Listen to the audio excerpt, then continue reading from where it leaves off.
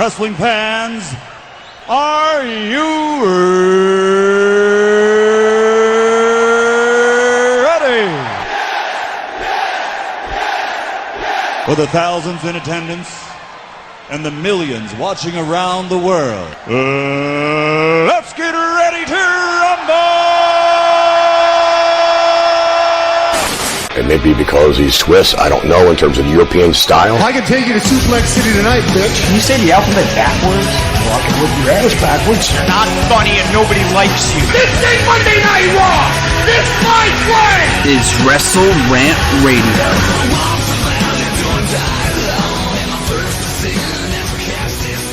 Alright, welcome back, folks, to WrestleRant Radio for September 22nd, 2015. I'm Graham G.S. Matthews. Big show on tap for you guys here today after the last few notable days in the world of wrestling. Night of Champions on Sunday, Raw on Monday, and a huge interview on today's show. Now, it's not relatively recent. It's back from March. I'll give the full story. We've got Chris Jericho. Yes, my conversation with Y2J himself. He returned on Sunday to the WWE at the Night of Champions pay-per-view. That interview will be on today's show. I'll get all into that in just a few minutes. But first and foremost, of course, while we're here on campus, here at Endicott College, we usually do go live, RJ and myself, every single Tuesday night, 9 o'clock Eastern Time, 8 Central Time, cheap plug. But last night, on Tuesday night, we had a power outage on campus, but that was not the reason. I mean, technically it was the reason, but the power went off here on campus for some unexplained reason around 6:30, 7 or whatever. And it came back on right before 9, so we had the power to do the show. It's just that where we record the show in our radio room in our academic center here on campus, we couldn't get the key to get in. The person who usually gives me the key to get in the room was not there because they left the building when the power went out. And when I called campus safety here on my college campus, and they didn't come and open the door for us, even though I asked them to over the phone, so we couldn't do the show.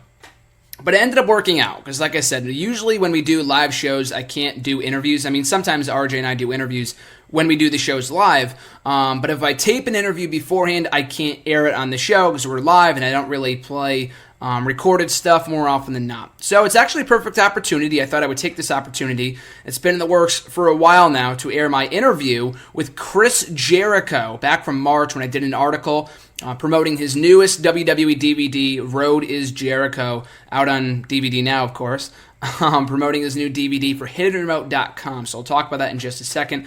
Also here today, I'll be talking about Night of Champions from Sunday, Raw from last night, and also give my brief thoughts on the Eric Bischoff podcast, the interview he did with JBL on the WWE Network that aired immediately after Raw on Monday. So I'll get all into that in just a few minutes, but first and foremost, I'll be airing my interview with Chris Jericho.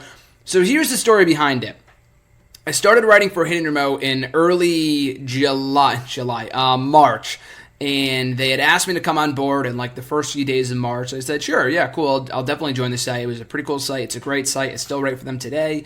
But yeah, they asked me to join the site in like early March 5th or whatever it was, or maybe a couple days before that. And no more than a week later, I got an email from one of my editors asking me if I wanted to do, me and another person, I got to Jericho first before he did, but they sent out an email to me and another writer who covers WWE for their website asking if we wanted to interview Chris Jericho to promote his new WWE DVD. And there was a whole press release from someone from the headquarters, from their marketing department. I have no idea, but it looked pretty official to me, and I'm like, abso-fucking-lutely. I mean, it was pretty mind-boggling to me, hard to wrap my mind around it. I said, sure, like I sent an email pretty quickly. I had to get to it quickly. I would have regretted, I would have punched myself in the face if I couldn't get to that email and couldn't do the interview. So they got back to me, we set up the interview, they sent me Jericho's DVD literally overnight. The Road is Jericho DVD, it came out maybe that same week on that Tuesday, if not the week before. I can't recall exactly when it came out, but they sent me it overnight. I picked it up on Friday, made the questions. We sent the questions then on Saturday for him to answer. I had to take a few out, like I asked a few about CM Punk, and of course, might not be the best thing to ask considering WWE is not on the same, they're not on great terms with CM Punk right now, so that would not have been a great question to ask. But long story short, we got the questions in. I had to watch the DVD literally on my way home from college. I was on my way home for spring break that week, and I was getting picked up on Friday, and I had to get the questions in for Saturday morning, or Friday night, whatever. And I watched the DVD on my way home, it takes about 3 hours from where I am in Massachusetts to get home to Connecticut. And I watched the DVD all Friday afternoon, all the way, the entire car ride home. Got the questions in. We talked to Jericho on Monday, or I did the interview. It was only about 10 minutes. Initially, they told me I had to get 15, but I was just happy to be able to talk to Jericho at all, of course. But he had so many other interviews that day. And it was funny, too, because I guess we were going to do the interview at like 10:30 or something like that on that Monday morning, the day before St. Patrick's Day, I think it was, on 316, Austin 316. And we were going to do the interview at around like 10:30 or whatever, and it never came. I never got the call, and I was really disappointed because then they had emailed me telling me that Jericho, they couldn't find him. He was on a trip and like in Europe or something doing a tour with Fozzy, and they couldn't get a hold of him or whatever, so they said they would reschedule. No more than 10 minutes later did they email me back again saying they got a hold of Jericho. Can you do the interview at this time? I said, yeah, absolutely. And again, it worked out perfectly. I was on spring break. I wasn't in class, so I was absolutely able to do it. So we got that done. Did the interview with Jericho. One of the best experiences I've ever had. Great dude, very genuine guy. You'll be able to tell that from when the conversation that I have with him. Again, only 10 minutes, so I'll just air for the first 10 minutes of the show, and from there we'll get into my talk about Night of Champions, Raw, etc., etc. But in this interview, we talk all about his new WWE DVD, his feuds with Shawn Michaels, Randy Orton, Edge, some things that came to be, some things that haven't come to be, his heel run, which is kind of timely, which it is relevant considering, like I said, he returned to the WWE on Sunday night, and also it looks like he might be headed towards a heel turn, which is awesome. I've been, on Saturday, I watched the 2010 Night of Champions WWE DVD, or on the network, whatever. And I noted on Twitter how fucking great of a heel Chris Jericho was back in, from 2008 to when he turned back babyface in 2012. Even when he came back in 2012, he was still a great heel. But his peak years were like from 2008, specifically 2008, but also in 2009 and 2010 as well. And I noted on Twitter how great he was on that show and his promos and everything else, the arrogance that he just shed off of his character. It was awesome. And it was, no more than 24 hours later did he plant the seeds for a heel turn at Night of Champions. So anyway, back to the interview. Yeah, we talked about all about his WWE DVD, random feuds, matches that never came to be, some storylines or some people he wanted to work with, X-Pac, and a lot of other cool stories that you may not have heard anywhere else. But of course, if you want to read the interview in text form, it's already up on the website at hiddenremote.com. You could search up in Google, Chris Jericho interview, GSM, Hidden Remote, Road is Jericho, whatever, and I'm sure you'll be able to find something. But that's basically the gist of it. That was the interview that I conducted with Chris Jericho back in March, and here it is. Hope you guys enjoy. Hey, how's it going, Chris? Hey, man, how you doing? Doing good. So I just want to talk to you a little bit of WWE Fozzy fame, of course. Your new DVD, The Road is Jericho, is out right now. It's vastly different from your last DVD. That it kind of dissects and delves deeper into your biggest matches, moments, as opposed to just kind of giving an overview of your career. What were your thoughts on the final product? I love it. I think that it's a great idea to do something a little bit different from the normal DVD. I love the matches that I chose for it, the diversity of them, a mix of classics that people have seen, all the way down to dark matches that I know for sure people have never seen, to some matches that I think are kind of underrated, have been forgotten and lost in the shuffle over the years. And then to tie it all together by just taking a ride down the highway and just talking about all the trials and tribulations and funny stories behind the matches. It's something you don't really see. If I was a fan, I would love to check this out. So what went into the process of selecting the spotlighted matches for the DVD? Was it up to you? Was it up to WWE? And were you disappointed that any matches weren't able to make the cut? No, I mean, those are all my decisions. I mean, they kind of pointed me in a certain direction. Like, what about these ones? And then I would see, like, for example, they had this match versus X-Pac, and I'd be like, well, I remember having a cage match versus X-Pac that I thought was much better. So, okay, we switch that around, or we need another WCW match in here, or I want to put something in here with Rey Mysterio, or, whatever it may be. So that kind of went back and forth for a bit. But, yeah, the final selection is all mine. And, that's the way it should be. I mean, I could never allow them to pick all the matches because I know which ones have certain feelings for me and certain vibes and ones that I want people to see.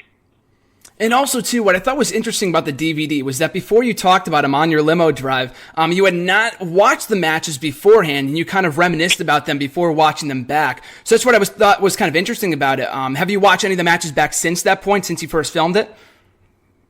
Well, the funny thing is, it's come out since I've been overseas. So I've had a preview copy that I haven't had a chance to watch yet, and I forgot it at home. So there's still some matches that I haven't seen on there, and I like that. I'm looking forward to being a surprise when I watch it too. Like I said in a couple other interviews, the fact that if you would have asked me, have you ever been in a match with Stone Cold Steve Austin where Mick Foley was the guest ref, I would have went, no. And then, lo and behold, I was, and it's on the DVD. So it's kind of funny how sometimes, we do so many matches in such a short period of time, you forget sometimes, some of the ones that are on there. And that's, the honesty that I had for some of when we were going through the match listing, I was like, I don't remember that one. I'm excited to see it too. And I think that's, when you have that kind of candidness, that fans appreciate that. Because I think a lot of times people think that we know every single match we ever had, every single match we ever did. They'd be like, when someone sees a match live or something that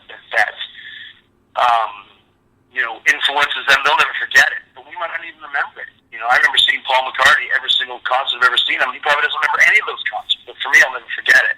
And that was kind of gave me a chance to go back and revisit some of these matches that people love that I don't even recall. So then I can go back through and go, wow, that was a good match. Exactly. That's what kind of separated your DVD from a lot of the others, in that you didn't really, that match specifically, the one with Stone Cold Steve Austin, was one that you did not recall at all. It's not like you said, oh, I remember that one, I remember when this went down, whatever. And you were very candid about that, like you said before, and that's what kind of separates your DVD from all the others. But at one point in the DVD, you mentioned your feud and matches with Edge. You guys kind of crossed paths, kind of a little bit along your runs in the WWE and your various stints. Did it ever bother you that you guys never really had that full-on feud? And you guys ended up having that feud in 2010. I watched the match the other day at WrestleMania 26, a great match. Do you feel like that feud kind of lived up to your potential, kind of lived up to your expectations? Well, it couldn't live up to potential because Edge got hurt. So, I mean, it's not like somebody where it's like, they dropped the ball, or we went left and we should have went right. I mean, this is, once again, this is show business, but it's real when it comes to injuries like that. And we had a whole plan from, I believe it was from July all the way up to WrestleMania, and guess what? Didn't happen because he got hurt. So we went to Plan B, which was Jericho and Big Show, which led to some amazing moments and matches. And then when Edge came back at Royal Rumble, we took it up from there. So it wasn't as monumental as it could have been, but it was still a damn good feud, and it led to a pretty damn good match. So, that's the thing about wrestling, and it's something it's one of Vince McMahon's favorite mottos. It's like you make the best of what you have. You take a negative and turn it into a positive, and that's what we did. And I thought that it worked out as well as it possibly could have, as far as the build. And then the match was tremendous, and that's why it was a must-have to include that one on there. And another interesting thing that you mentioned during the documentary portion was that you never had, in your 6 stints as WWE World Heavyweight Champion, as WWE Champion, World Heavyweight Champion, whatever, you never were a face. You were a heel during each of those runs. Do you regret not having a face run as World Champion, or do you feel like that role as the heel World Champion going to fit you best? No, I don't regret anything. Like I said, I mean, I'm very adamant and very candid saying about, I was the George Harrison of the Attitude Era. And I don't mind saying that. And what I mean is that, George Harrison was an amazing songwriter, amazing singer, amazing performer, and a huge star. His only problem was he was in a band with John Lennon and Paul McCartney. No matter what he does, he can't outdo those guys. And it's the same with me with Rock and Austin. As a babyface, there's nothing I could do that would overtake the popularity of Rock and Austin. So I had to do the next best thing, turn heel and work with those guys. And that's why I was a heel champion 6 times, because it was against Rock and Austin for the first 3, and against Shawn Michaels and Undertaker for the other one. So it's pretty much, when you're in feuds with those guys, it pretty much is what it is. So could I have been a great babyface champion? Absolutely. Was I a great heel champion? Absolutely. Because, to be a versatile performer and to have longevity in the business, you have to be able to fit into whatever role is there for you to fill. And as a heel, that's what was needed of me all 6 times that I was the world champion, and that's why I was the world champion 6 times. There were 6 times in the company that I was the top, most hated person in that company, and I take that as a badge of honor. Could I do it as a babyface? Of course I could.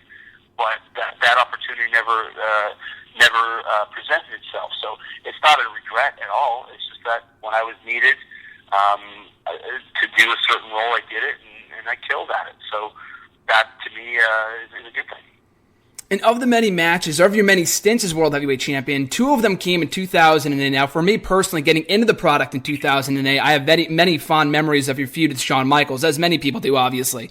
But you talk about that on the DVD. You had your blow-off match on Monday Night Raw, aside from the No Mercy match, of course, in the ladder match. That last man standing match on Raw in England, great match. Now, I was going to ask you, now, do you feel like the feud, with you going over as the heel, do you feel like that's something missing nowadays with the heel going over in the end instead of the whole, conquering babyface hero? Yeah. And I talked about with Shawn on my podcast about that, in that, not always if you watch a movie or if you read a book, the good guy doesn't always win.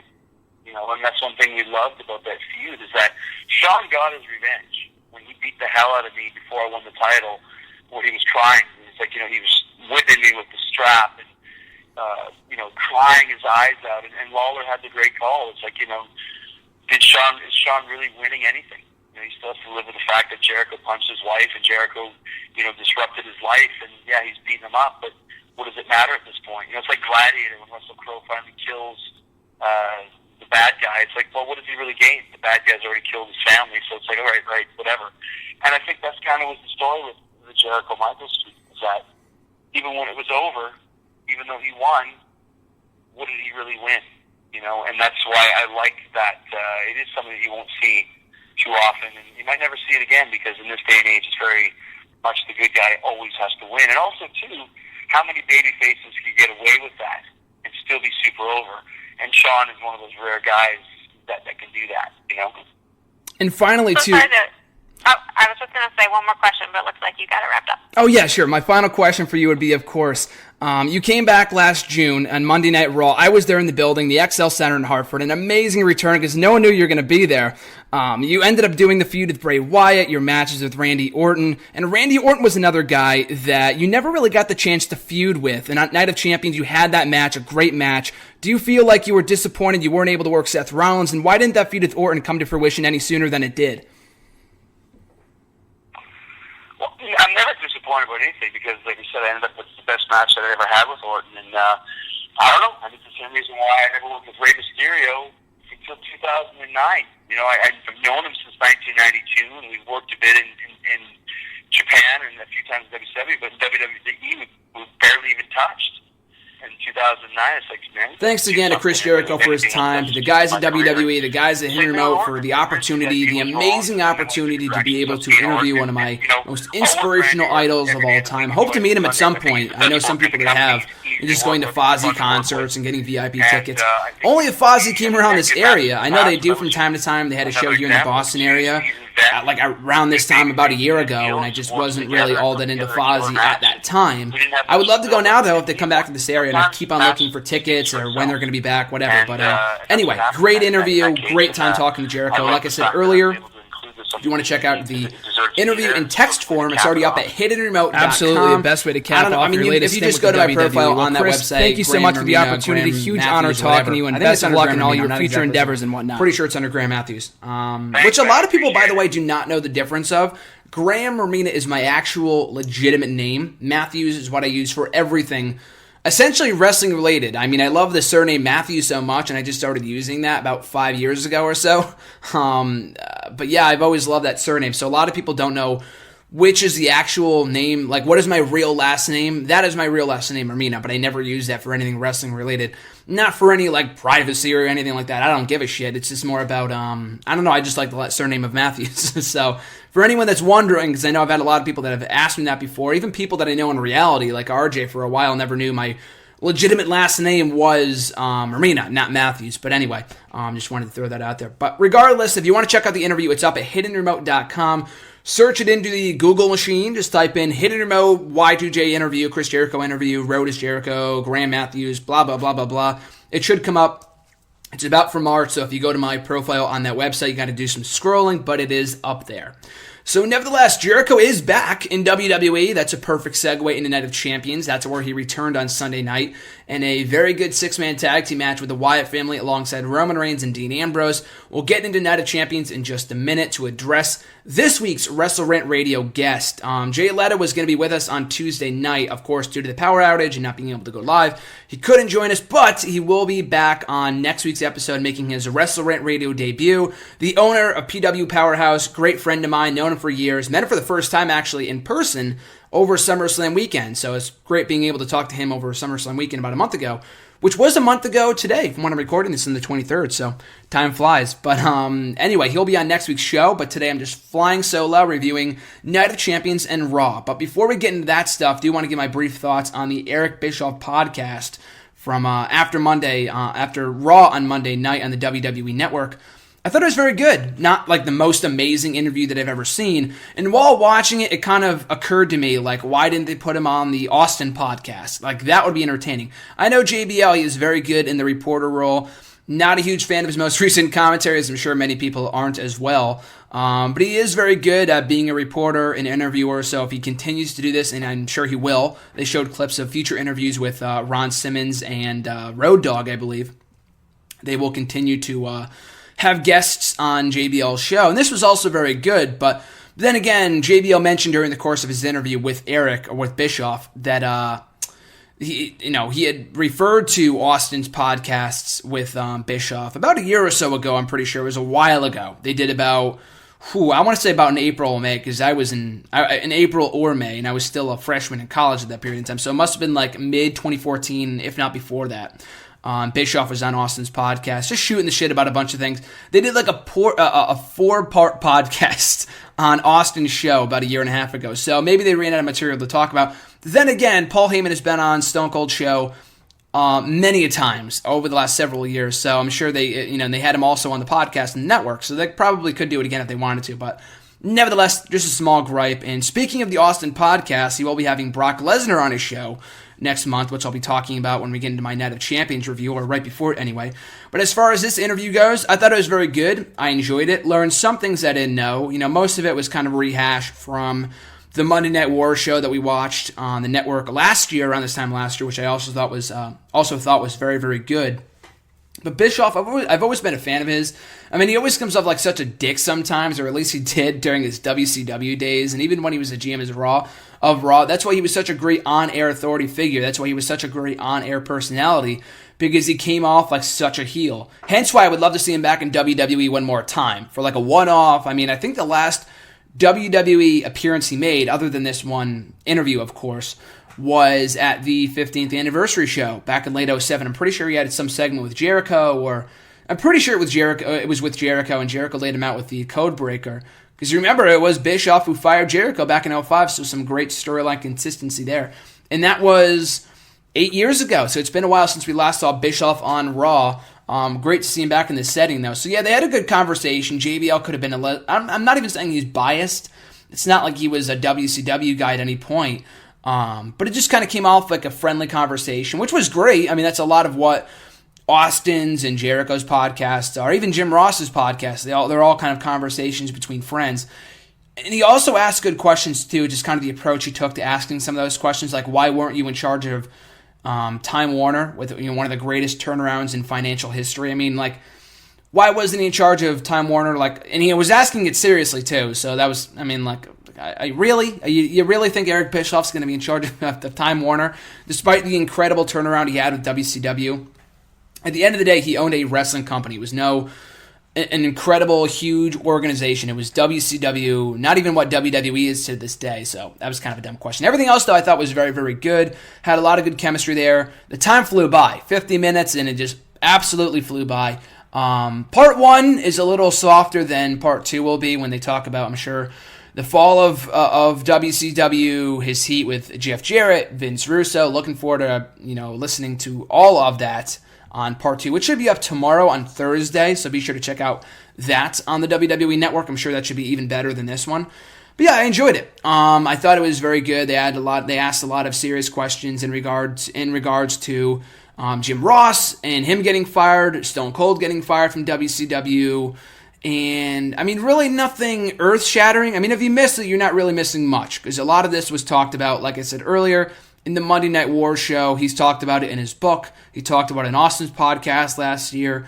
So a lot of it is some information that we have heard before, but it's cool. I mean, I think it's worth watching, if only just to see Bischoff back in a WWE program for the first time in almost a decade. So hopefully this is not the last we see of Eric Bischoff in WWE, and we see him back on Raw at some point, if only for a one-off in the near future.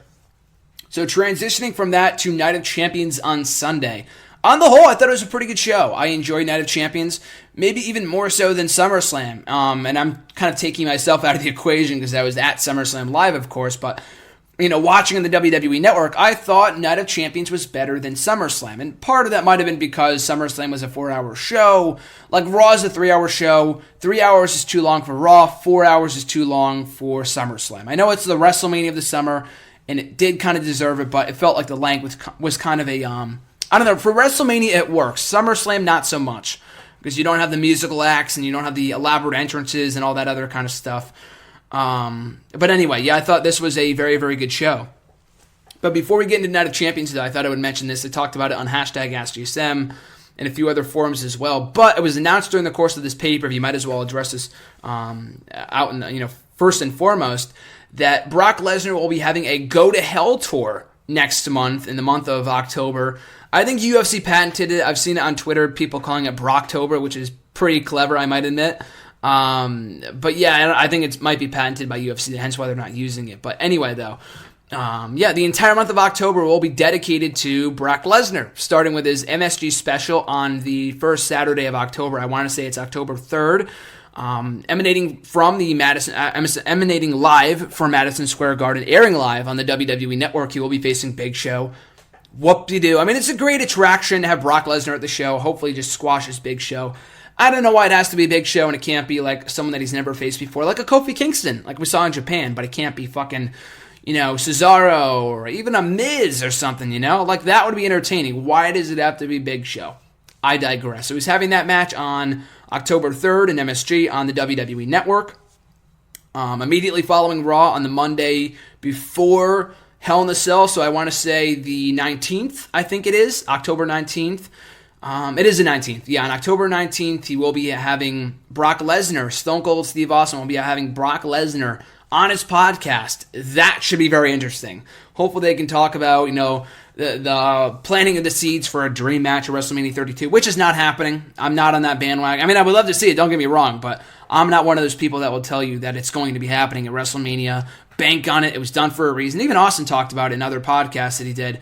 Following the podcast that he did with Heyman, he talked about it in his own podcast, in Podcast 1, where he said he shouldn't have said that. He got an earful from Vince immediately afterwards saying, why would you say that if that's not going to happen? Don't get people's hopes up. Don't get people's hopes up.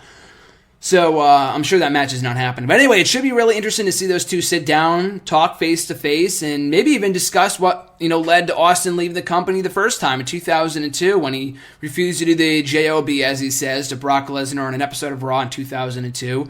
Left the company for almost a year and came back, and the match between them never came to fruition. But they did have a few confrontations in early 2004 when Brock Lesnar and Goldberg were having their match at WrestleMania, and Austin was the special guest referee for that match. Maybe they could talk about that. There's a lot of potential topics they can kind of delve into when Austin interviews him for his podcast. And Brock Lesnar is not known for being a great talker. He's not a great promo. I should specify that. He is not a great promo. But when you watch him in outside interviews with like ESPN and just other mainstream outlets and stuff, he's actually very good. He's pretty funny. I saw some video. I'm sure other people have seen it too. It was phenomenal. It was a priceless video. It was a video of him at ESPN headquarters, and he was sitting in the security booth, and people were coming in like, oh, that's Brock Lesnar, and if they didn't recognize who it was, they just saw this monster of a man sitting in the security booth. It was pretty entertaining. He has some great charisma that you don't really always see on WWE TV, and you don't need to, because that guy's a total ass kicker. But anyway, the podcast between Austin and Lesnar should be great. Very much looking forward to that on, like I said, October 19th, I want to say. October 19th.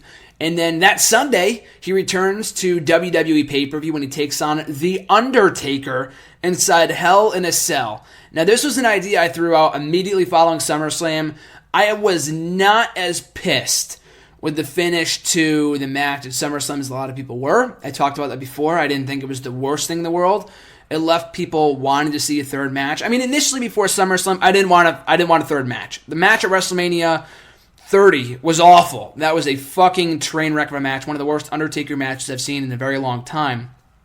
The rematch, however, after seeing the rematch at SummerSlam, these guys can go. When Undertaker's not concussed and neither of these guys are injured, they can go and have a great fucking match. And they had a great match in Night of Champions in the main event of SummerSlam last month. And now, a third match had to be done with the bullshit finish that we got at the end of the SummerSlam. Again, I say bullshit, not that I'm mad at it, but more that it was just kind of a fluke finish, a fuck finish. And a third match was in order. So I was not as mad at the fact that they were going to do that finish as much as I was that they were going to save it for WrestleMania. Now, in the weeks leading up to SummerSlam, Paul Heyman said, it's the match too big for WrestleMania. The rematch that's too big for WrestleMania. Too big for WrestleMania. Then why would you hold the third rubber match at WrestleMania? Like, it made no sense. And I understand maybe they wanted Undertaker to go out on a high note in his home state of Texas against Lesnar and winning. Maybe he can still win a Hell in a Cell. I would hope not. I would want Brock Lesnar to win that match, but you never know. We'll have to wait and see. I mean, they're going to be in Los Angeles, so it's not like it's in Lesnar's hometown or Taker's hometown or whatever. But whatever they want to do, I'm glad they're not waiting. They're not, I'll say it. They're not wasting it for WrestleMania. It's a big match. I'm sure it would. It's a huge get for WrestleMania regardless from a financial standpoint. But we've already seen it. We've seen it twice before. That didn't stop them from doing twice in a lifetime with Rock and John Cena a couple years ago. It didn't stop them from doing Brock Lesnar and Triple H, the rematch at WrestleMania 29 a couple years ago, the same WrestleMania. One of the worst WrestleManias in recent history, might I add. But I'm glad they're saving it instead for Hell in a Cell. It's a huge get for a B-level pay-per-view. And inside Hell in a Cell, there's no better match to blow out that feud than inside the Devil's Playground. Because, first of all, that's where they had a great match back in 2002. They had one of Brock Lesnar's first title defenses as WWE Champion was inside Hell in a Cell against The Undertaker. I think it was at No Mercy 2002. And an amazing match. One of the best cell matches of all time. Total bloodbath. Lesnar goes over strong. Heyman takes a beating. Undertaker looks good in defeat. It was a very, very good match. An excellent match. And I'm glad they're going to be going back to that come the 25th of October at Hell in a Cell. Now, I don't imagine their next match against each other will be as good as that first Cell match, but it's perfect. It's perfect for the feud because it ensures there will be no disqualification, no countouts, no bullshit, hopefully no interference. We've seen interference in Cell matches before. Take last year and the last couple of years as an example. But it ensures that at least we will get a clean finish, hopefully, of some sort at Hell in a Cell. And I'm glad to see they're going to be... It was either Hell in a Cell or Survivor Series. They could not have waited for WrestleMania. And even Lesnar said himself the night after SummerSlam, Heyman wanted Lesnar's rematch right then and there. They were not waiting until fucking WrestleMania. We want it. We don't want to wait until WrestleMania or Royal Rumble or not even Night of Champions. We're doing it tonight. Bo Dallas came out instead. Destroyed Bo Dallas. But yeah, it's cool. It's really cool they're going to be doing it there instead of WrestleMania because now it opens up both guys for potential matches at Mania. Maybe Lesnar can go back after the title. Taker can face Sting, maybe. I'm not counting on it, but it's always a possibility. I'll keep on proposing that match until either guy retire. Then I'll stop hoping for a match between those two. And we'll talk all about Sting in a couple minutes when we get to the main event of Night of Champions.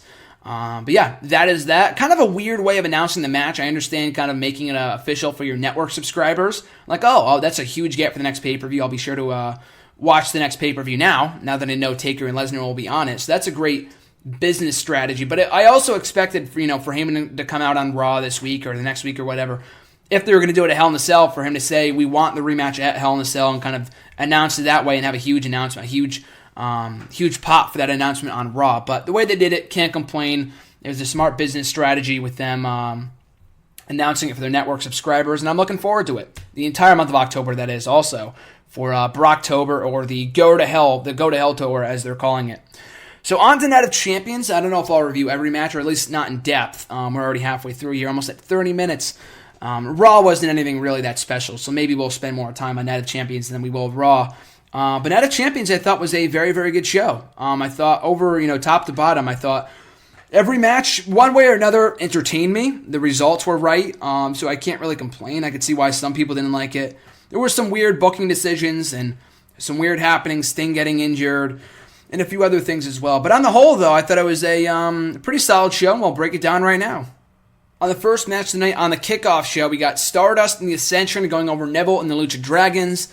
It was a fun match. I thought it was a lot better than the rematch on Raw, which had a lot of botches and stuff, which doesn't always hinder a match, but it wasn't that really good of a match anyway. Kind of a repeat from the night before, so therefore not a great match. But it was fun for what it was. It just bothers me, and we talked all about this, so I won't really go on a tirade about it. We kind of went more in depth about it last week on the show, that Neville's kind of just directionless right now. I understand maybe like a Bo Dallas, who's also a former NXT champion, but Bo Dallas doesn't have the potential to be, in my opinion anyway, or at least not right now. He's a glorified comedy character. Neville, on the other hand, is an amazing in-ring athlete. A lot better of a worker than Bo Dallas. He's over. People like him. He's got a great finisher. But like I said to RJ last week, he just kind of reminds me of like the new version of Evan Bourne. I think he's a lot more talented than Evan Bourne, but the way that I'm saying that, the reason why I'm saying that, is because just based off how WWE is booking him as like this guy who has cool flippity-doo-dah moves, and that's it. We know nothing else about his character. He's a great wrestler. He can be always counted on for an amazing performance, as we saw in his WWE title match with Seth Rollins a couple months ago. But they'll never, it looks like anyway, or at least for right now, never push Neville, there we go, towards mid-card status as the mid-card champion, as Intercontinental Champion, United States Champion, or whatever, because maybe they don't have enough faith in his mic ability, which I think has improved immensely since NXT, which was fucking atrocious a year and a half ago. 2 years ago, his mic skills were awful, but he's improved a lot. Not saying he's like Stone Cold Steve Austin or The Rock in the mic, but he's come a long way for Neville, speaking by his standards. But yeah, a good match. It just bothers me they don't have more for these six guys to do. I like the trio of Stardust and the Ascension, the Comic Wasteland as they're calling it. I like the pairing of Neville and Lucha Dragons, also kind of having that NXT flavor to it. And Stardust is another one. I feel like he's done the best work possible he can with his Stardust character. And I've always been a huge detractor, I guess is the word. I don't want to use the word hater. I feel like that's so stupid. I've never been a huge fan of the Stardust character. I've always said bring back Cody Rhodes. But to his credit, he's done a very good job of making this character interesting, making me care about it, and putting all of his effort into this one persona and making it as entertaining as can be. And it just kind of relegates them to the pre-show. So hopefully both guys can move forward out of this feud and do something else, because they have been feuding for the last 2 or 3 months now, and I'm waiting for both guys to kind of move on to something new. So winning the matches, in the night's opening match, we had for the Intercontinental Championship, Ryback defending the IC title against Kevin Owens. Pretty good match. I thought it was one of Ryback's better matches, not one of Kevin Owens' better matches, but when you're working with someone like Ryback, he is very limited in the ring, but he got the best match as he could out of him possible. And I thought they put forth a pretty decent performance. But, of course, Kevin Owens, the best part of the match, winning the Intercontinental Championship. I thought they put forth a very solid matchup. In the end, Kevin Owens raking the eyes of the big guy, following it up with the roll-up for the win in his first ever Intercontinental Championship. Best move they could have done. Huge Ryback fan. Glad he got a pretty decent reign as Intercontinental Champion. He's been champion for almost 4 months, Ryback that is. He won the belt on May 31st, so almost 4 months ago. He got a good reign out of it. Glad to see him. He finally got something he deserved. But now it's time to move on to the next challenger. Move on to the next face that can bring the Intercontinental Championship back to the level it once was at. I'm not saying he will. I'm saying there's a chance he could. And the reason I say that is because WWE has done this time and time again. You don't need me to tell you that. I mean, look at the past few champions that we've had, and I've ranted on them about this a million times before. But you look at The Miz, Kofi Kingston, Dolph Ziggler, a guy that a lot of people thought would do a lot of good for that IC title, and he did for a time. But because they booked him so fucking poorly, it did nothing for the belt. The belt was back to being meaningless, being rendered irrelevant, and it was back to being just not even a stepping stone, just a prop. And, Ryback, for all the shit that people have given him as Intercontinental Champion, he's not a great champion. He never defends the belt. at least he didn't lose. I mean, there is that argument to it. At least he did not lose singles matches every single week. I can hardly remember 1 or 2 matches he lost as Intercontinental Champion. Maybe 1 or 2. Other than that, though, he was booked pretty well as IC Champion, so at least he wasn't booked as garbage like some of the other champions. Wade Barrett. But not his fault, just creative for just shitting all over these guys. But Kevin Owens, I feel like, is the best possible choice for Intercontinental Champion right now. Just think of all the potential matches he can have with guys like Sami Zayn when he comes back, Daniel Bryan when he comes back, Cesaro, Neville, all these other guys in the roster right now that are not doing anything. Put them in a feud with Kevin Owens over the Intercontinental Championship, have a decent feud with them, have a great match, get a great match out of it, and you move Kevin Owens forward as the Intercontinental Champion. I feel like that'd be the best possible way to book him at the moment, because I feel like he has all the tools in the world to be a top-tier player in WWE. They kind of derailed his momentum. When I say kind of, I mean they absolutely did. When they had him tap out to John Cena at Battleground to kind of knock him down a few pegs.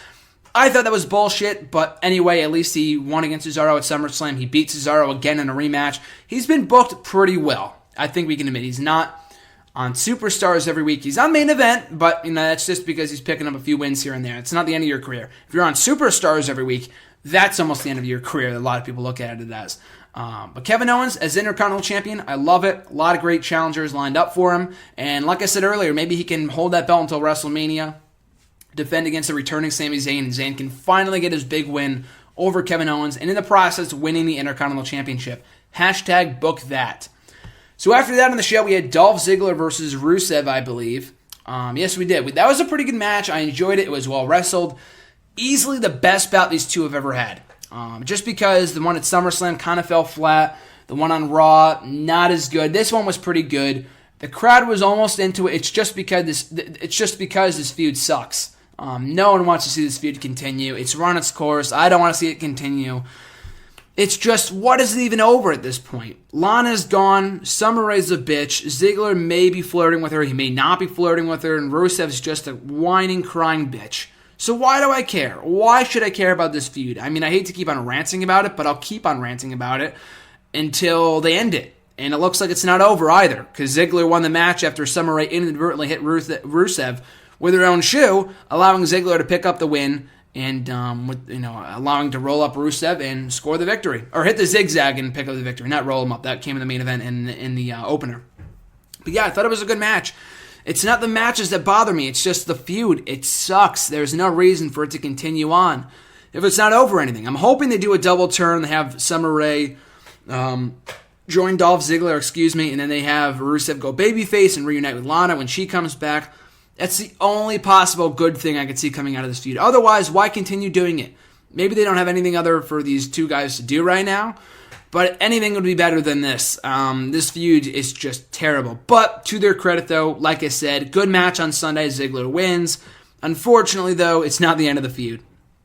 So the next match, the Dudley Boys taking on the New Day for the WWE Tag Team titles. Good match. It just never really felt like it went to that next gear. And maybe that was done intentionally. They're having more matches. It's already been confirmed. The rematch is set for the MSG special on October 3rd. For the WWE Tag Team titles on the line. So in the Dudley Boys' backyard in MSG, they could very well win those belts. That'd be a pretty cool moment. And maybe they do the rematch at Hell in a Cell. I proposed a tables match in my latest column for Hidden Remote.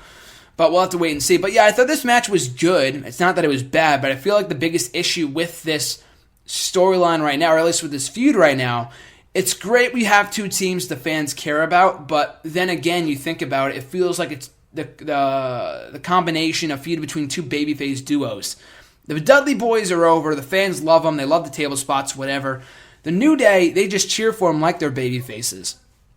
They give them the babyface reaction. I don't know. I don't even know. I mean, I don't really know what you could do. Maybe a double turn. Maybe at some point down the line you could do a double turn, like I said with Rusev and Swagger. Ziggler. Maybe you could do a double turn with these two guys or these two teams, and maybe it'll get New Day over his heels. For right now, though, I'm just not buying it. They're so entertaining. Don't get me wrong. I'm not complaining. I would rather them do this than do nothing at all or do what they were doing when they first started. The black, happy-go-lucky racist gimmick they were doing when they first came up as babyfaces last year. That was atrocious. But yeah, I feel like fans can't really connect with either team because they're both seen as portrayed rather, I feel like is the best word for it, as baby faces. And until the New Day try to elicit heat more than just calling out the crowd, they can do more stuff to be heelish, then we have a real tag team feud on our hands. But it's good to see the division is kind of getting back to where it once was with the return of the Dudleys, the New Day being as entertaining as they are, and having good matches with them. But yeah, the match went to no disqualification. It went to a disqualification after Xavier Woods got involved, got the match thrown out by the referee, calling for the disqualification. Dudley Boys win, but the New Day are still the WWE Tag Team Champions. And afterwards, the Dudley Boys laid out the New Day with a table spot. So they sent the crowd home happy, or they ended the crowd. They ended the match on a happy note for the crowd. And a good match. I'm hoping for better matches. Their match on Raw a couple weeks ago is better than this. It's not that it was a bad match. It just never really felt like it left the first gear before they went and hit the 3D and the match was almost over. Good stuff, though, but I look forward to seeing how this feud progresses in the weeks to come. After that, we had the Divas Championship match with Nikki Bella defending against Charlotte. A good match. It had pretty good storytelling with Nikki Bella working over the knee of Charlotte the entire time. My only issue with the match is that Charlotte, she did a very good job. In her defense, she did a great job of feigning that knee injury, making me believe that it was real. I was talking to RJ and a few other kids that we had over for the pay-per-view, and I'm like, I think she's legitimately hurt. It looks like she is actually hurt. But then they kept on working over the knee, and she was fine, and we saw the next night on Raw. So she did a very good job of acting. Charlotte, not a great talker, but when she cries and when she feigns knee injuries and stuff like that, selling. When she sells, that's the word for it. She does a very good job of that. Not a great actor, but when she does the crying and the selling, she's good at it. But anyway, the match was good. It's just that the entire time Nikki Bella was on offense for 99% of the match. And then Charlotte comes out of nowhere with the figure eight, not selling the knee injury, mind you. That's what she should have done. I feel like when she locked in the figure eight, Nikki Bella reverses it or something like that, targets that knee, follows it up with a rack attack, wins the match, and still your Divas Champion. Not because they want to see Nikki Bella still the Divas Champion. I'm glad Charlotte won the belt, but they could have had more of a chase for the championship. She broke the record on Monday. She got to 300 days on Saturday, loses the title on Sunday. So a big old fuck you to AJ Lee. But anyway, I thought it was a good match, cool moment. Charlotte finally gets her first Divas Championship, a long time coming. Like I said, I feel like there should have been more of a chase. She should be champion as a heel. I'll talk about Paige's heel turn, hopefully after the Night of Champions review if we have time. But yeah, I feel like it's a great step I feel like it's a great first step in the right direction for the Divas division to have someone who can work in that role. Now, again, I feel like Charlotte as Divas champion should be a heel. That's where she worked best down in NXT. She got over as a face because people liked her work. They didn't like her mic skills. She's never been a great talker. She still needs to work on that. So hopefully they can kind of limit her. I mean, I hate to say that because I want to see the women get more mic time or at least limit what she says backstage. It just comes off so scripted. I don't know. When you see the videos of her on YouTube and stuff with like her father and she's talking about what the title means to her, she comes off very well. It's just the promos that she cuts backstage and in the ring that come off so badly. So hopefully she's not talking a lot as Divas Champion, or at least not as much as she was before during this whole Divas Revolution, as they're calling it. But yeah, good match. Charlotte, your new Divas Champion. Hopefully after this we can get some fresh feuds. I'll talk about Paige in a minute. You know what? I might as well talk about it now. The Paige heel turn on Monday I thought was fantastic. I thought it was great. So awesome. And not just because, she trashed the Bella Twins. No, it's her delivery and because Paige is so great. Paige is so great at being a bitch. And I say that in the most respectful way possible. I mean, you look at her early character on NXT. That's where the whole anti-diva persona came from, people. Because she was the bitch. She was a total brat. She's so great in that role. You see her on Tough Enough. Maybe that's not actually the way she acts. On Total Diva, she's fine. I can tolerate her. On Tough Enough, I hated Paige. She just came off like such a bitch. And I think the worst part is that she's a babyface on TV. She's so much more comfortable in the heel role. She's over either way. But I feel like as a heel, though, she can finally just let the reins loose. Just let it all loose and just unleash her anger, be much more aggressive in the ring. Will we see the return of the anti-diva Paige? Maybe. I mean, even if we do, it doesn't really matter. I would love to see it. I doubt it. She's still on Total Divas regardless. But I thought it was an awesome moment. I thought she should have done it in Night of Champions when she cost Charlotte the belt. Maybe she comes out the next night on Raw ranting and raving. But as much as I try to be positive about WWE, the women's wrestling, the Divas division, whatever, I always have to address both sides of it. Again, I love being positive. That's kind of like my gimmick. But that's just the way I am. It's no gimmick. But that's a lot of people know me for just taking a positive spin on certain things in wrestling and life and whatever. But with the women, though, I do have to say this. We were all saying this, that we were on the edge of a revolution. We were on the verge of a revolution 2 years ago when AJ Lee almost did the same exact thing on that pipe bombshell, as people were calling it. I think it might have been right after SummerSlam. And she cut that promo just destroying, ripping Total Divas, ripping the Bellas, ripping Naomi and everyone else. It was awesome. But even AJ Lee said in other interviews that she did after that, they never really went all the way with it and never lived up to its full potential. They dropped it right afterwards. She was still champion. She didn't lose the title for another fucking 6 months or something like that. But the promo itself had so much momentum. People were like, wow, that was a great promo. Let's see where they go with it after that. It led to some Total Divas versus non-Total Divas bullshit for like 3 or 4 months. Then no one cared about it all. So hopefully this whole Paige thing does not lead to more of that. I don't want to see a repeat of 2013 all over again. Nor do I want to see Natalya join up with Charlotte and Becky. I'm not the only one to say this, but I've been saying this for weeks now. End the faction wars. The faction wars are what is killing this so-called Divas revolution. The women are great, but the Paige heel turn is a great starting point. On that same show on Monday, we had the return of Natalya. Even better. Great stuff. Wasn't happy she lost, but I'm hoping that they're trying to tell a story with her, and maybe she gets angry, she turns heel. I have no idea. And I don't want to see a Paige and Natalya heel tag team. I want to see people just be individuals. Even the Bella Twins, separate them. Brie Bella, as a heel, can stand her. Not because she's a great heel, because she's not great. She's so much better as a babyface. Break her off on her own as a babyface. Break off Fox, break off Naomi and Sasha. Tamina couldn't give two shits about, but break her off too. Everyone, just have them go their separate ways. Just that's the way it's got to be. The Paige heel turn on Monday was a great launching pad for that. A great starting point, a great launching point for getting that division where it needs to be. Break them all off in a singles competition and just have them just do their thing. Paige as a heel is awesome. And having it work with Charlotte as a babyface champion, although the way I would not have booked her, I wouldn't have booked her that way. I would have had her just be a heel as champion. We have Paige as a heel, though, so it's fine for right now. But having a strong heel and Paige to work with is only going to benefit Charlotte in the end, and you also throw in Nikki Bella for right now, do a triple threat of the pay-per-view. I like it. Just keep on going off of that and slowly but surely get away from these faction wars. So I enjoyed the match on Sunday night. After that, we had, the 6-person tag team match with the one and only person I interviewed at the start of the show, Chris Jericho, being revealed as the mystery person, the mystery partner for Dean Ambrose and Roman Reigns, and taking on the Wyatt family.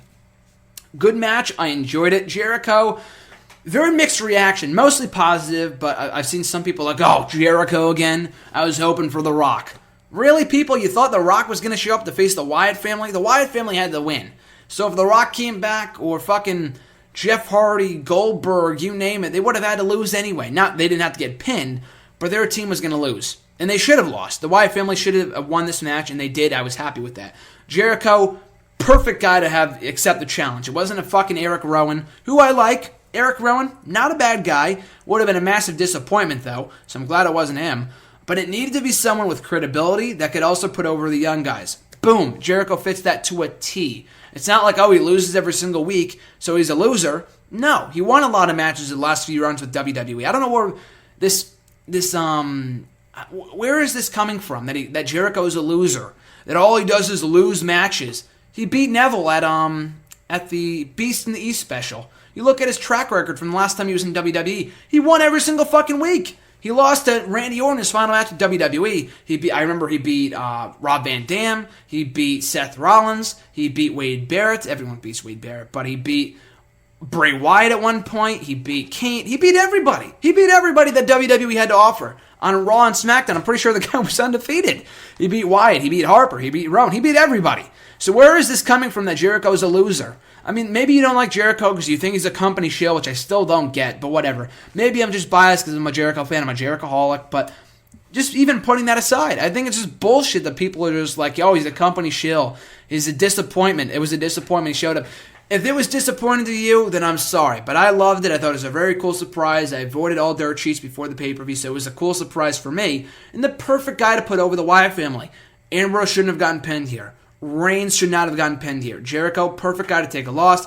It establishes Braun Strowman as a credible monster.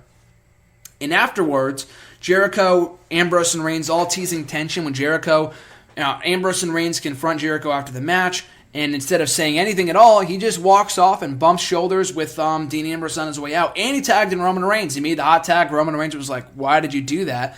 So obviously planting the seeds for a heel turn in the near future. Now, Jericho said on his podcast today that he's not going to be on Raw. He was not on Raw on Monday night, nor will he be for the very near future. Maybe he's lying. Jericho is known to do that in the past when it comes to kind of, hiding the truth. Not just because he's a liar, but because he doesn't want to ruin a good surprise. But from what it seems like with all the tours he has coming up with Fozzy and whatever else, that he is telling the truth and he will not be on WWE TV for a while. But, like he said, the seeds were planted. Those were the exact words he used in his podcast today.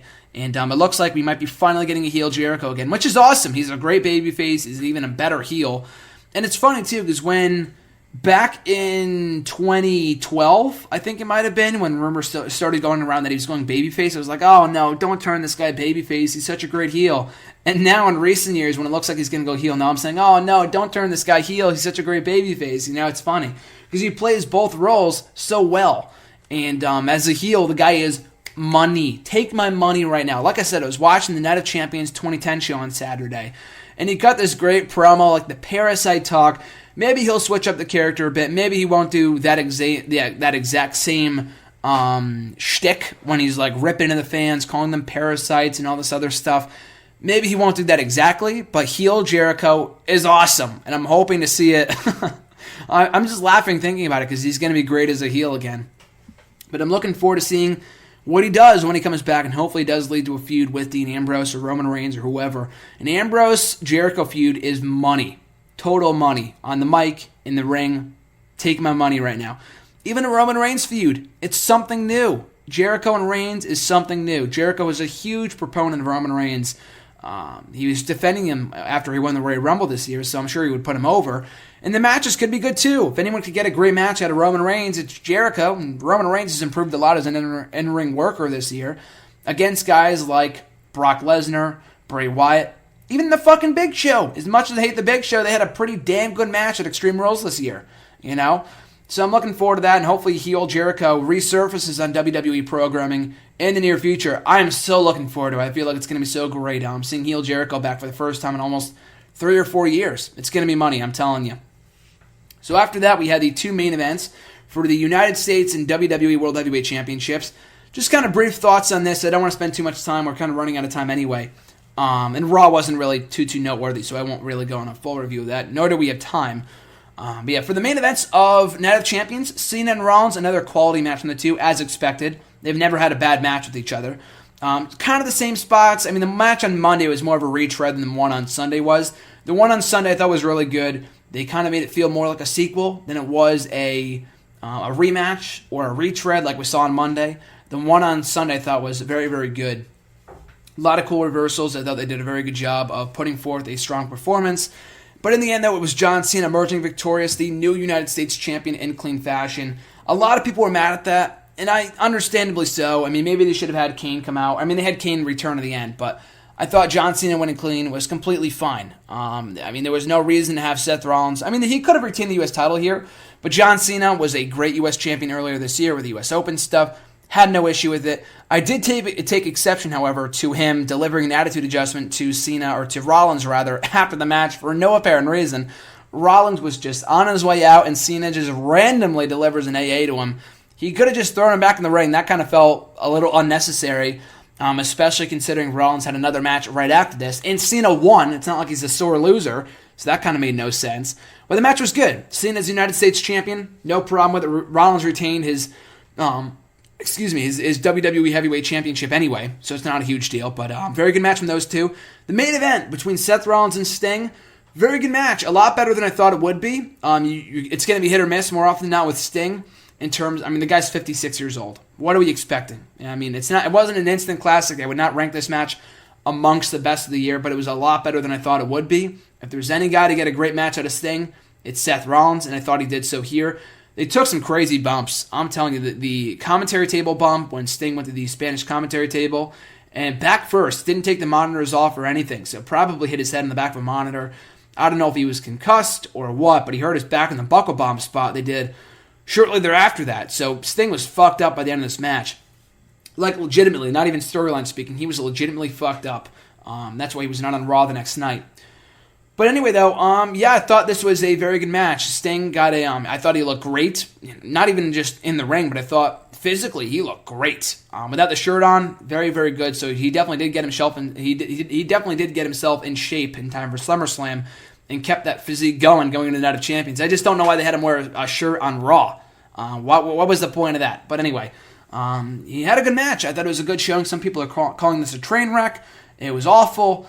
I mean, I could see where you're coming from with that, but I thought it was a good match for the time they had, and they also kind of had to make up for Sting getting injured at the end. The guy's 56. Again, you have to be careful with him. Some of the spots were a little unnecessary, but it did add to the match, I will admit. The buckle bomb spot and the commentary table spot, I thought were great. They added to the match. Maybe not as necessary with a guy that's 56 years old and it's on the verge of breaking down, but still, good stuff. Sting, in the end, getting beaten clean by Seth Rollins. It was not made up. It wasn't an impromptu finish because Sting got hurt. That was the planned finish. So if they were going to go with something else like Sting winning the championship, they would have had him win. Trust me, they would have had him win. Like that did not stop them from having Austin. I mean, I know it was a different time in 1997, but that did not stop them from having Austin win the Intercontinental Championship at SummerSlam 1997 when he broke his neck in the middle of the fucking ring. Sure, he lost the title. Shortly afterwards, they took the title off of him, but he was still champion. They weren't going to change the result just because someone broke their neck. Not a big deal. You know what I mean, though. They're not going to... They might if it's super serious, but even here, if Sting was going to win, he would have won. It did go as planned. Rollins gets a big win, and people were very up in arms about Sting losing. Again, he's 0-2 on pay-per-view. Here's the thing. Sting is an attraction. People were also saying, this is why he never came over, because they were going to book him like shit. He's not going around prancing around like a clown. WWE has done a fine job with Sting. Now, I agree he should have won at WrestleMania. I absolutely 100% agree he should have beaten Triple H at WrestleMania. To this day, none of us, myself included, have zero idea. We have not the slightest clue as to why Triple H won that match. I still have no idea. But, that said, Sting is not ruined. Even with this loss, he said himself in interviews, he is not here to cement his legacy in WWE. He came here because he was ready for the next step in his career, finally do what he set out to do, and go to the one place he never went to, and that being WWE. Now, he's not here, again, to cement his legacy. He's here to further the future, and that's why he put over Rollins on Sunday night. Now, Sting, Triple H, like I said, is not the future. That's why he should have won at WrestleMania. But on Sunday... Totally agree with Rollins winning. If Sting won, would have been happy. Would have been cool to see Sting with one, even if albeit brief reign as WWE champion, it still would have happened. It would have been cool to see. But Rollins wins. No complaints from me. Gets a clean win, a credible victory, and then you have him lose clean to John Cena the next night, which kind of defeated the purpose. But anyway, that was cool. Liked that match. Enjoyed the finish. I thought it was fine. Sheamus comes out afterwards, lays out Rollins with a bro kick, attempts to cash in his Money in the Bank briefcase, and then comes out the returning Kane, who lays out Sheamus and also chokeslam Seth Rollins. So Kane is back, masked Kane that is, and Corporate Kane also returned on Monday, so they're going to be doing some mind games between Rollins and Kane in the weeks to come, which should be pretty fun. But I thought that was good. I like the finish of the show. Kane is back in the mask, and that's when he's at his best, in my opinion.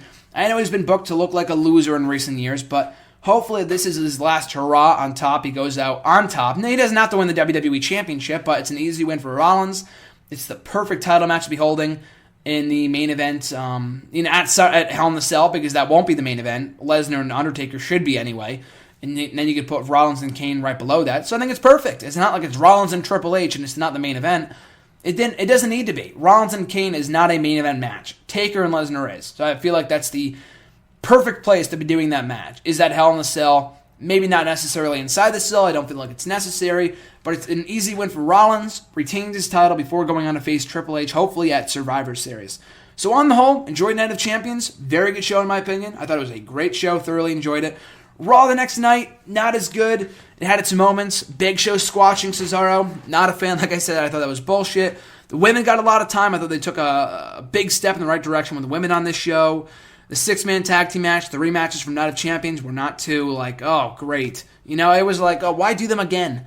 The 6-man tag team match, Cena and Rollins kind of felt like a retread. A good match, felt like a retread, though. Hopefully that's the last time we see them face off for a while. And that was about it. The rest of the show was kind of inconsequential. In the opening of the show, too, Ambrose and Orton making his return, and Roman Reigns facing off against the Wyatt family, and just the massive brawl. They just brawled with each other. A refreshing opening to the show, and it looks like Randy Orton will be getting involved in this Wyatt family drama with Ambrose and Reigns going forward. So that should be pretty cool in the weeks to come. They did advertise Sting for the start of Raw, teasing a major announcement.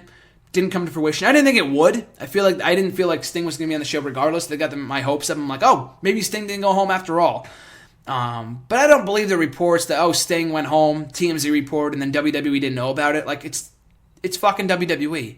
They're obviously going to give him the go-ahead to go home, so why would they post that? I know the announcement was up for no more than 15 minutes, apparently, but you don't tease it in the first place. Don't even if there's a slight chance that Sting won't be on the program, don't advertise him. Don't advertise him. In the case that it doesn't happen like it didn't on Monday night, don't advertise him. It's the same thing with Undertaker from right after WrestleMania 30. Reminded me of that same exact situation. I'm pretty sure at some point it wasn't as concrete as it was this time, but I could have sworn at some point on Monday that they teased Undertaker for appearing on Raw, but didn't happen because he was still injured from WrestleMania. That's the same exact thing that happened with Sting. I don't feel like his career is over, or at least I hope it's not, and we can get one more match out of him where he does win on pay-per-view finally at WrestleMania, maybe against Undertaker or against, I don't even know, Bray Wyatt. I doubt it. Hopefully Bray Wyatt wins at WrestleMania next year after going 0-2 on the big stage. I digress. But I don't think it's the end of his career. Great performance on Sunday. He will rebound, but he just got to take some time off, and he will be back hopefully at some point in early 2016. I mean, there's no reason to bring him back unless he wrestles at Survivor Series. So maybe we see him back on the road to WrestleMania. And that would be his big storyline. Maybe have one final match at WrestleMania, then he calls it a career and wins in his final match, hopefully, before calling it a career in WWE. And that's going to do it for today's WrestleRant Radio for September 22nd, 2015. Thank you for joining me. Thank you for checking out the Jericho interview. And hopefully you enjoyed my analysis of Night of Champions and Raw as well. We'll be back next Tuesday live, every single Tuesday. Of course, last night was the exception. We could not go live due to technical difficulties. But we will be back live on EC Radio next Tuesday night, 9 o'clock Eastern, 8 Central, with Jay Leto talking all about Raw and everything else going on in the world of wrestling at live365.com/stations/ECTV73. And of course, you guys can check me out on Twitter at WrestleRant, on Facebook at facebook.com/Graham.Matthews, on YouTube at youtube.com/C/GrahamGSMMatthews, and also this very website, nextairwrestling.net, for full reviews of Raw, SmackDown, Main Event, Superstars, Teen Impact Wrestling, Ring of Honor, NXT, and everything else in between. Like I said, we'll be back next Tuesday for a full review of Monday Night Raw and everything else going on in the world of wrestling next week. Maybe some other thoughts on the Eric Bischoff podcast with JBL. Looking forward to it. Have a great week, guys. Enjoy the first day of fall today on the 23rd. I'm Graham G. Matthews, and I'll catch you guys down the road.